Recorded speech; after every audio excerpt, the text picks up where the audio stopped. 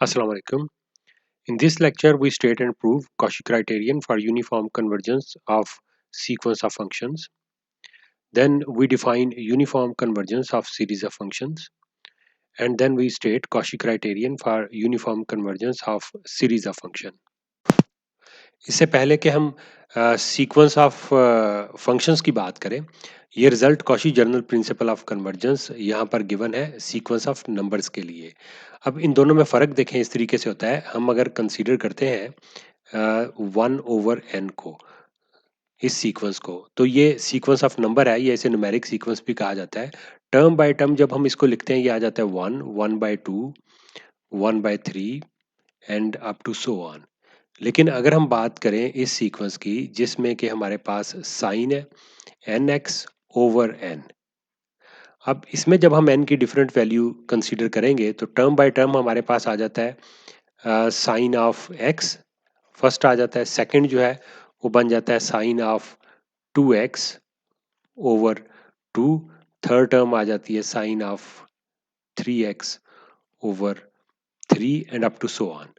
तो अब देखें, हर टर्म में हमारे पास x आ रहा है जो कि एक वेरिएबल है, लिहाजा यहाँ ये भी क्वेश्चन अराइज फिर हो जाता है कि हम इस x को कहाँ से कंसीडर करेंगे या इन फंक्शंस की डोमेन क्या होगी। लिहाजा हमें यहाँ पर ये भी मेंशन करना पड़ता है कि x फॉर एग्जांपल हम कंसीडर कर लेते हैं कि ये सेट ऑफ रियल नंबर में से है। तो यूं जब हम डिफरेंट रियल नंबर कंसीडर करेंगे तो ये जो हमारे पास वेरिएबल सीक्वेंस है, ये हमें सीक्वेंस ऑफ नंबर प्रोवाइड करेगा। जैसे देखें, अगर हम इसको x बिलोंग टू r की बजाय x को हम कंसीडर कर लेते कि ये बिलोंग करता है सेट 1 2 3 से, तो इस लिहाज से 1 के लिए ये एक अलहदा से न्यूमेरिक सीक्वेंस होगा, 2 के लिए sine of 2, sine of 4/2, sine of आ जाएगा 6/3 अप टू सो ऑन, ये एक न्यूमेरिकल सीक्वेंस होगा। और 3 के लिए ये एक separate sine of 3, sine of 6/2, sine of 9/3 up to so on, ये एक अनदर न्यूमेरिक सीक्वेंस बन जाएगा। डिस्क्रीट सेंस के लिहाज से तो ये इसको देखना आसान है, लेकिन अगर हमारे पास ये किसी ऐसे सेट में से होता जो डिस्क्रीट ना होता, जैसे अगर हम ओपन इंटरवल 0 1 में से कंसीडर कर लेते, तो यहाँ पर इसमें इनफाइनाइटली मैनी वैल्यूज हैं, तो उसी लिहाज से डिफरेंट वैल्यूज के लिए हमारे पास डिफरेंट न्यूमेरिक सीक्वेंस आते जाएंगे। और ऑलरेडी जो हम न्यूमेरिक सीक्वेंस के लिहाज से स्टडी कर चुके हैं, इनकी डिफरेंट प्रॉपर्टीज़ को भी डिस्कस कर चुके हैं, उससे रिलेटेड थ्योरम्स को भी डिस्कस कर चुके हैं। तो यहाँ पर जो Cauchy general principle of convergence है, ये न्यूमेरिक सीक्वेंस के हवाले से ही है। और ये स्टेट होता है कि are necessary and sufficient condition for the convergence of sequence of number Sn is that for each epsilon greater than 0 there exists a positive integer m such that Sn plus p minus Sn mod that is less than epsilon for all n is greater than equal to m and p is greater than equal to 1। Means के आप देखें ये किस लिहाज से situation मिलती है। n अगर इंटीजर है, p भी एक इंटीजर है ग्रेटर देन इक्वल टू 1, तो n प्लस p भी एक इंटीजर होगा। तो ये इस लिहाज से अगर हम कंसीडर कर लें इस n प्लस पी को m के इक्वल, जस्ट जैसे m और ये minus s n mod is less than epsilon, और whenever n is greater than equal to, क्योंकि m हमने इधर यूज़ किया है तो इसको हम n नॉट कंसीडर कर लेते हैं। तो ये जो स्टेटमेंट है that is equivalent to saying that a sequence is the Cauchy one, तो उसी की डेफिनेशन एक लिहाज से बन जाती है। तो इसको हम इस तरीके से भी स्टेट कर देते हैं कि a sequence of real number is convergent if and only if it is Cauchy sequence. तो हम क्योंकि इसको इस रिस्पेक्ट में यूज़ करना चाह रहे हैं नेक्स्ट थ्योरम के अंदर, तो यहाँ पर इस लिहाज से स्टेटमेंट दी गई है। और अगर आप इसका प्रूफ देखना चाहते हैं तो you can see at page 73 of the book by Malik and Arora whose title is mathematical analysis. अब हम आते हैं Cauchy criterion for uniform convergence of sequence of functions की तरफ। तो आप देखें, हमारे पास अगर कोई सीक्वेंस है, सीक्वेंस ऑफ फंक्शंस है एफ एन, जिसे डिफाइन किया गया है on closed interval a b, तो फिर ये कन्वर्ज करता है uniformly on A B if and only if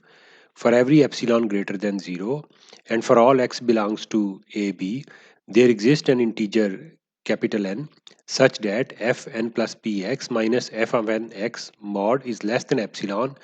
whenever n is greater than equal to n p is greater than equal to 1 and x belongs to a b। तो हम इसका अगर prove करना चाह रहे हैं तो सबसे पहले हम जो यूज़ करेंगे वो यूनिफॉर्म कन्वर्जेंस की डेफिनेशन यूज़ करेंगे, ये अज्यूम करते हुए कि sequence of functions f n जो है वो यूनिफॉर्मली कन्वर्जेंट है, तो फिर ये एक्सप्रेशन वन वैलिड होती है। इसके बाद फिर हम वन को ट्रू कंसीडर करते हुए इसके रिवर्स प्रूव करेंगे। तो लिहाजा सबसे पहले हम जब कंसीडर करते हैं कि sequence f n uniformly converge करता है ऑन ए बी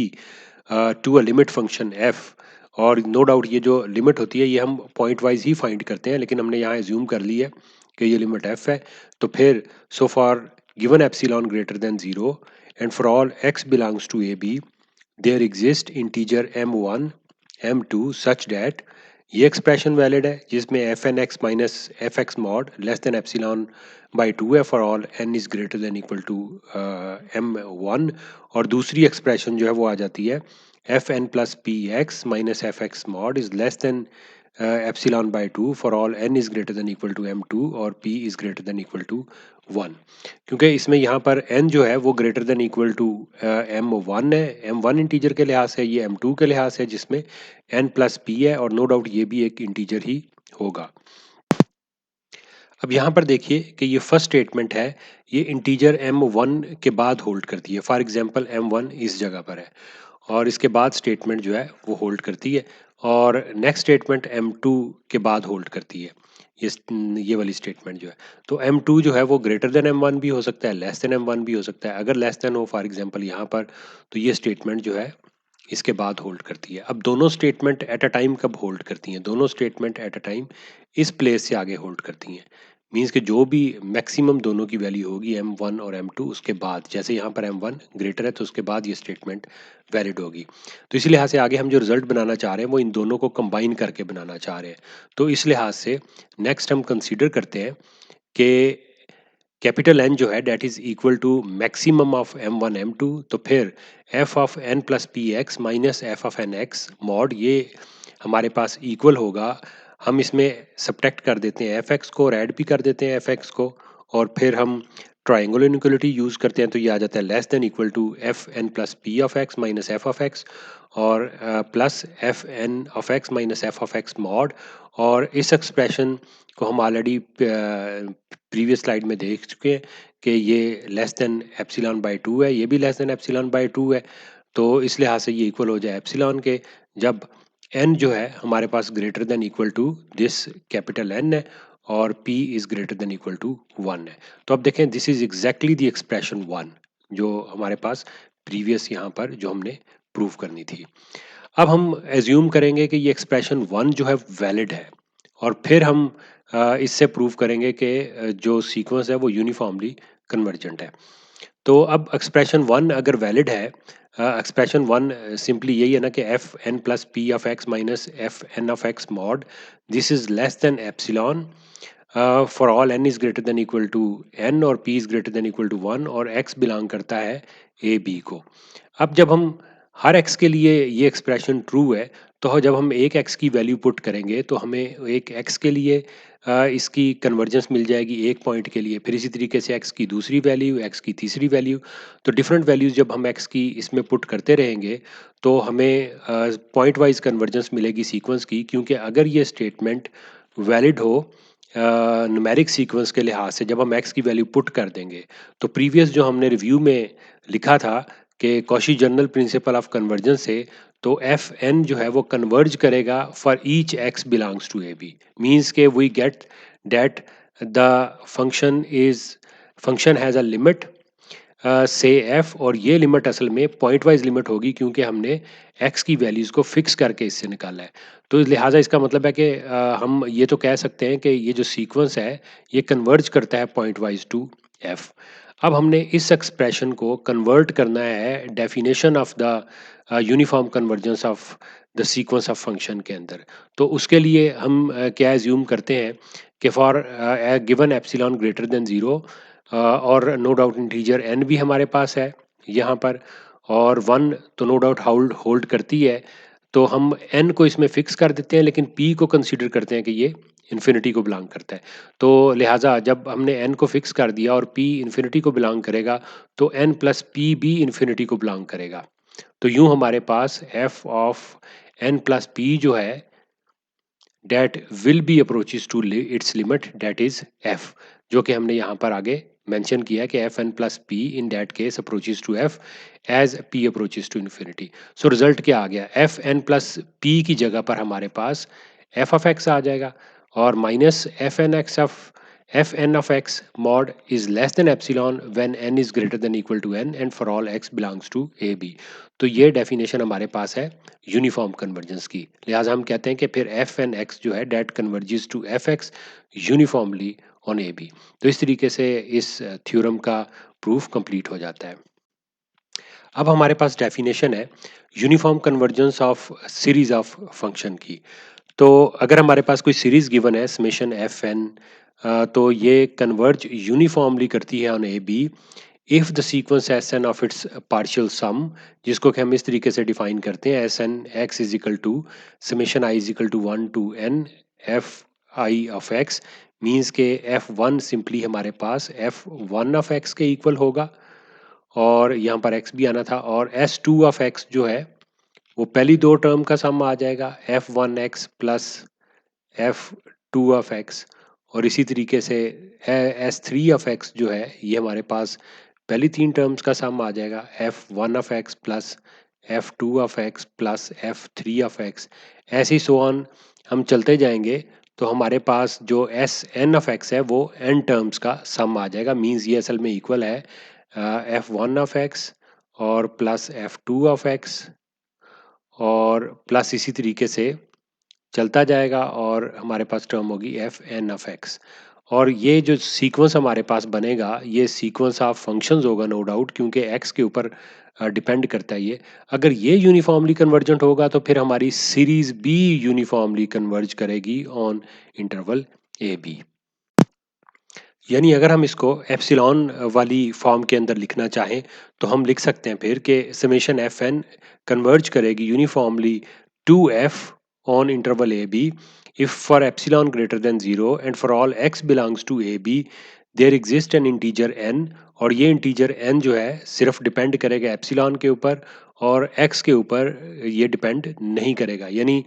किसी एक एप्सिलॉन के लिए जब हम एन चूज करेंगे तो वो तमाम एक्स के लिए वैलिड होगा।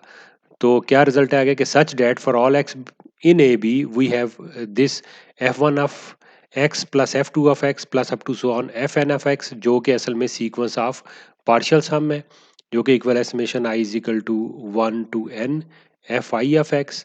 और माइनस ये लिमिट है हमारे पास, इसका मॉड जो है ये लेस देन एप्सिलॉन हो for n is greater than equal to capital n. और इसमें इम्पोर्टेंट बात यह है कि यहाँ पर जो लिमिट है हमारे पास ये लिमिट इस सीक्वेंस के हवाले से है कि ये एफ को अप्रोच कर रहा है, ना कि हम ये बात कर रहे हैं कि ये हमारे पास एफ एन जो है वो एफ को अप्रोच कर रहा है। ये चीज़ डिफरेंट है और यहाँ पर जब हम सीक्वेंस की बात करते हैं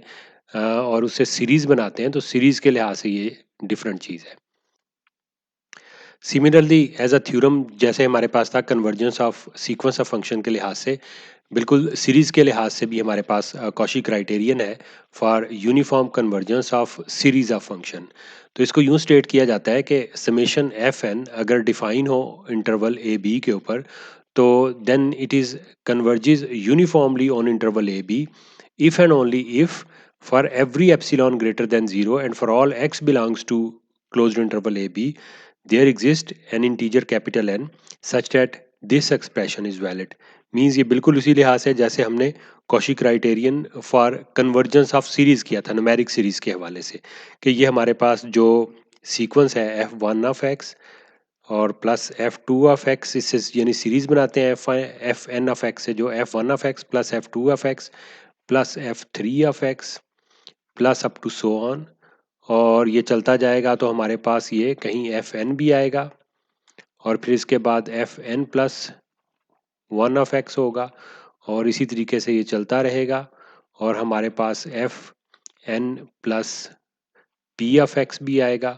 और plus F N plus P plus one of X भी होगा और प्लस ये ऐसे ही चलता रहेगा। इससे मुराद है कि हम अगर कोई भी फाइनाइट अंदर से अगर एक पैच कंसीडर करें, जैसे यहाँ पर n+1 से n+p तक है, यानी हर पॉजिटिव नंबर के लिए हमारे पास एक कैपिटल n इंटीजर जो है वो एग्जिस्ट करेगा कि उस इंटीजर के बाद कोई भी अगर फाइनाइट पैच आप कंसीडर करेंगे तो उसका जो सम है वो पॉजिटिव नंबर एप्सिलॉन से लेस होगा। तो इसका प्रूफ जो है बिल्कुल जिस तरीके से हमने प्रूफ किया था कॉशी क्राइटेरियन फॉर यूनिफॉर्म नहीं था, सिंपल कन्वर्जेंस ऑफ सीरीज था न्यूमेरिक सीक्वेंस के लिए, उसी तरीके से इसका प्रूफ है। तो इसको देखिएगा। और ये इसके अलावा जो और इम्पोर्टेंट चीज़ है नोट करने वाली कि जो हमारे पास रिलेशन टू है, इसको इस तरीके से भी लिखा जा सकता है कि हम अगर इसको लिखें f(m+1) of x plus f(m+2) of x plus up to so on f(n) of x mod is less than epsilon whenever n m is greater than equal to n। यानी जिस तरीके से मैं बात समझा रहा था आपको कि हम सिर्फ एक फाइनाइट पैच की बात कर रहे हैं, तो यहाँ पर ये नोट करें, चाहे आप उसको इस तरीके से लिख लें, चाहे आप उस फाइनाइट पैच को इस तरीके से लिख लें, तो एक ही चीज़ बन जाती है। तो आज के लिए इतना ही। Thank you very much for your attention.